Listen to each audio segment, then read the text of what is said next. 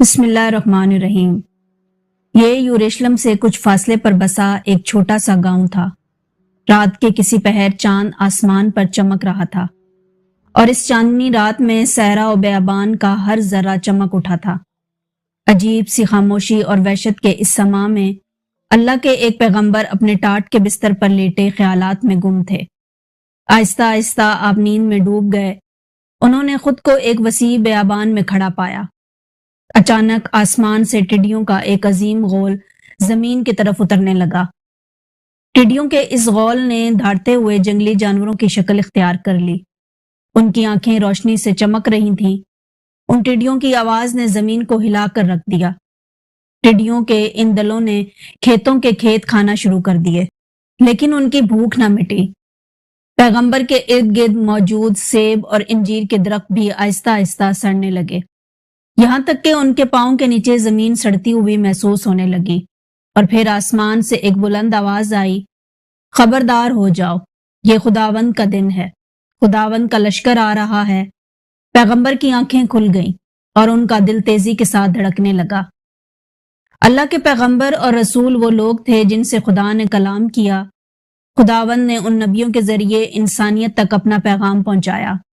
ان نبیوں نے لوگوں کو توبہ کی طرف بلایا، خدا اور انسانوں کے بیچ بگڑے ہوئے رشتوں کو سدھارا اور امید اور بحالی کا وعدہ کیا۔ ان پیغمبروں کی حکایات، پیغام اور وعدے آج بھی اتنے ہی اٹل اور سچے ہیں جتنے وہ ہزاروں سال پہلے تھے۔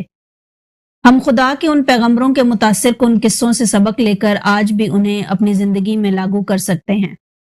یہ ایسے سبق اور نمونے ہیں جو قیامت تک انسانوں کے لیے راہ ہدایت ثابت ہوتی رہیں گی۔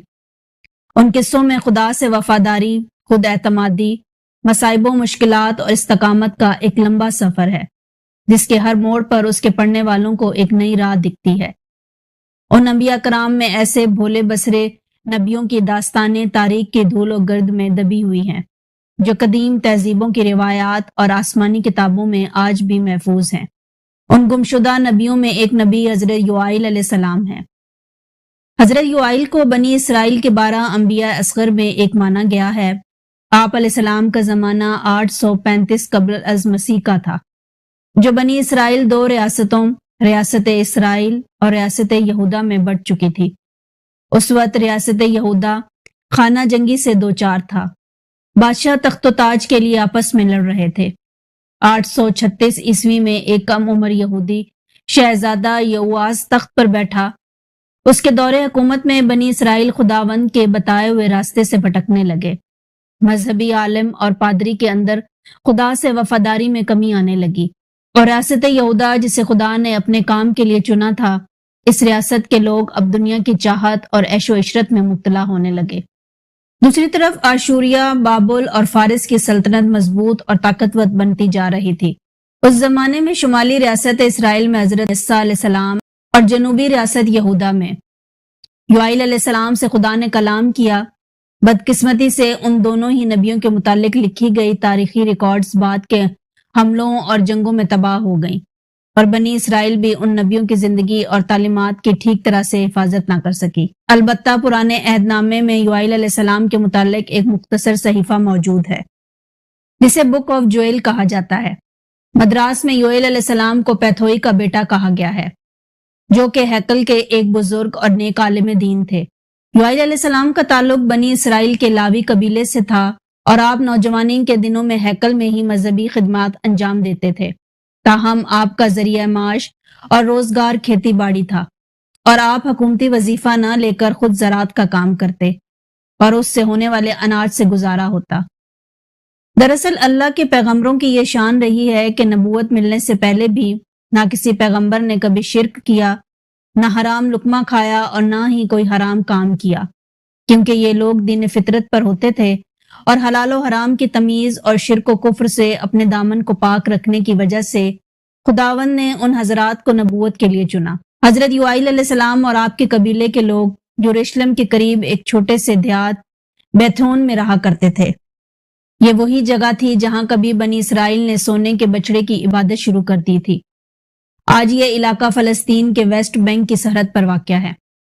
بہرحال بادشاہ یواس کے زمانے میں اسرائیلی معاشرے میں ظلم اور ناانصافی بڑھنے لگی تھی۔ اونچے طبقے کے لوگ غریب اور مفلس کے حقوق مارنے لگے۔ انہوں نے خداوند کے احکام کو نظر انداز کیا۔ عبادت کے طریقوں میں کنانیوں کے فرزودہ رسم و رواج کی ملاوٹ آ گئی اور اسرائیلیوں کے اندر دنیا پرستی میں اضافہ ہونے لگا۔ لہٰذا اللہ نے ان لوگوں پر سے اپنی رحمتوں اور برکتوں کو ہٹا دیا اور اب یہودا کے لوگ مصیبت میں تھے۔ کچھ ہی عرصے میں زمین خشک سالی کا شکار تھی۔ مسلسل کئی سالوں تک ضرورت کے مطابق بارش نہیں ہوئی اور ان کی فصل برباد ہونے لگی۔ خداوند نے اسرائیلیوں کو پہلے ہی آموس نبی کی کتاب میں بتا دیا تھا کہ اگر تم خداوند کی اطاعت نہ کرو گے تو یہ سب لعنتیں آئیں گی، اور آج یہ سب حقیقت میں ہو رہا تھا۔ اس کے باوجود یہودا کے لوگ خداوند کی اس ناراضگی کو نہیں سمجھ پا رہے تھے اور انہیں یہ سب محض قدرتی آفت اور موسم کی تبدیلی معلوم ہو رہی تھی۔ اس دوران ایک رات حضرت یوائیل علیہ السلام نے خواب دیکھا کہ ٹڈیوں کا ایک غول زمین پر اتر آیا۔ ٹڈیوں کا یہ خطرناک جھنڈ تیز رفتاری سے کھیتوں کو تباہ کر رہی تھی اور ان کے راستے میں موجود ہر چیز برباد ہوتی جا رہی تھی۔ ٹڈیوں کی اس فوج میں ایک عجیب سی خوف اور دہشت تھی اور ان کی آنکھیں چمک رہی تھیں۔ پھر اچانک آسمان سے ایک آواز آتی ہے جس میں لوگوں کو توبہ کی طرف بلایا گیا اور انہیں خداوند کے آنے والے دن سے خبردار کیا۔ یوائیل علیہ السلام خوف و پریشانی کے عالم میں بیدار ہوئے۔ خداوند نے یوائیل علیہ السلام کے اس خواب کے ذریعے اسرائیلیوں کو مصر کے ان دنوں کی یاد دلائی جب فرعونیوں پر ٹڈیوں کا عذاب نازل ہوا تھا۔ فرق صرف یہ تھا کہ اب ٹڈیوں کی اس فوج کو اسرائیلیوں کے خلاف بھیجا جا رہا تھا۔ کچھ دنوں بعد یوائیل علیہ السلام کا یہ خواب سچ ثابت ہوا اور ایک صبح ٹڈیوں کے حملوں سے یہودا کی زمین لرزنے لگی۔ ان کے پروں نے کھیتوں میں ہلچل مچا دی۔ وہ کسی تاریک طوفانی بادل کی طرح پوری ریاست میں پھیل گئے۔ اسرائیلیوں میں افراتفری مچ گئی۔ کھیتوں کے کھیت پلک جھپکتے ہی صاف ہونے لگے، یہاں تک کہ یہودی بستیاں بھی ان ٹڈیوں سے پریشان ہونے لگیں۔ ٹڈی دلوں کا یہ حملہ وقفے وقفے سے ہوتا۔ 40 دنوں تک یہ غول یہودا میں تباہی مچاتی اور پھر ختم ہو جاتی۔ پھر 40 دنوں بعد دوسرا غول آ جاتا اور یوں یہ سلسلہ جاری رہتا۔ اسرائیلیوں نے ٹڈیوں کا اتنا بڑا غول کبھی نہ دیکھا تھا، لیکن کچھ لوگ مصر میں خدا کی طرف سے بھیجی گئی آفت سے واقف تھے جو ان کے باپ داداؤں کے زمانے میں فرعونیوں پر آیا تھا۔ بہرحال حضرت یوائیل علیہ السلام ہیکل میں تشریف لائے اور تمام ربیوں، کاہنوں اور اسرائیلیوں کو بلایا۔ آپ علیہ السلام نے لوگوں کے سامنے ایک متاثر کن خطبہ دیا اور انہیں اس عذاب سے بچنے کے لیے توبہ کی طرف بلایا۔ یوائیل علیہ السلام کا یہ کلام بک آف جوائل میں کچھ اس طرح بیان ہوا ہے۔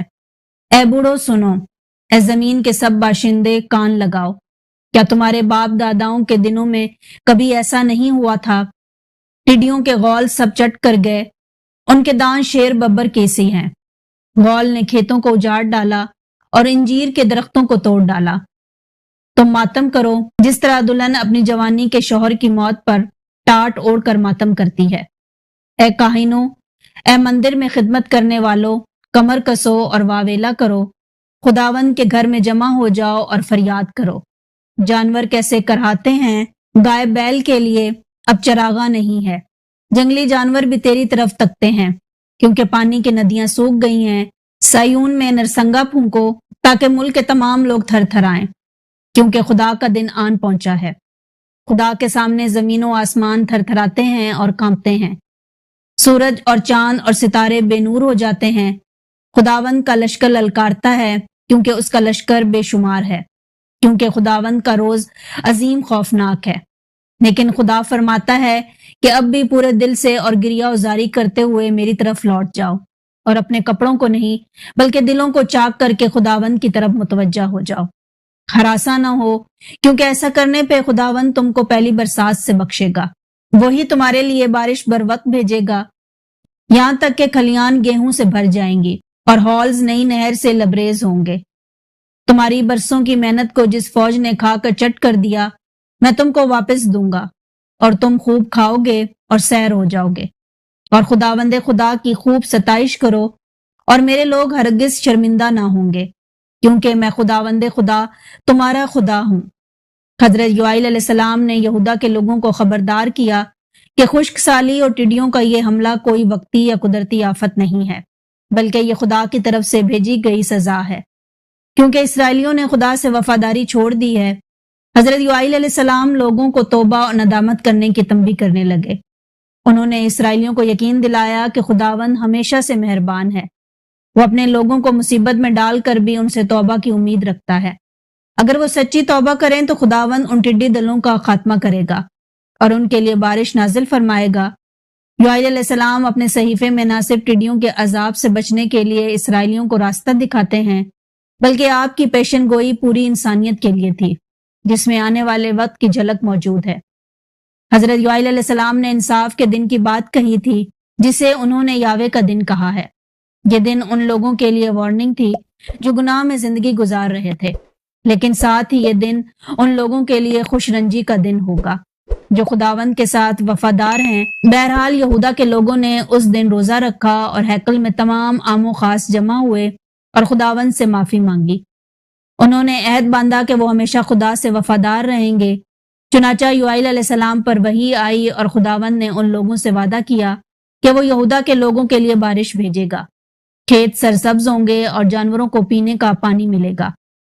حضرت یوائیل علیہ السلام کے اس واقعے میں ہمارے لیے ایک اہم پیغام پوشیدہ ہے، وہ یہ کہ قدرتی آفت، زلزلے، سیلاب وغیرہ کا آنا دراصل اللہ رب العزت کی طرف سے بندوں کے اعمال پر اظہار ناراضگی ہے۔ آتش فشاں کا پھٹنا، سونامی کا آنا، تیز و تند طوفان کا بڑے بڑے شہروں کو اجاڑ دینا اللہ رب العزت کے اظہار غضب اور جلال کی ایک شکل ہے۔ آفتیں انسان کو خدا کی عبادت و بندگی اور وفاداری کی طرف متوجہ ہونے کے لیے ندا دیتی ہے۔ جیسا کہ ٹڈی دلوں کے اس حملے کو یہودا کے لوگوں نے محض وقتی آفت سمجھا، لیکن حضرت یوائیل علیہ السلام نے انہیں آگاہ کیا کہ دراصل خداوند ان سے ناراض ہے اور جب تک وہ اس کی طرف توجہ نہ کریں گے یہ عذاب ختم نہ ہوگا، خواہ شہر کے شہر تباہ ہی کیوں نہ ہو جائیں۔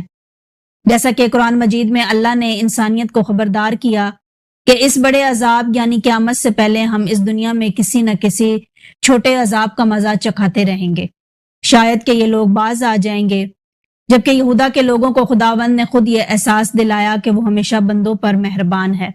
اگرچہ وہ سچی توبہ کر لیں تو دوبارہ خداوند انہیں نعمتوں سے نوازنے کے لیے تیار ہے، جبکہ ان آفتوں سے امت مسلمہ بے محفوظ نہیں رہیں گی۔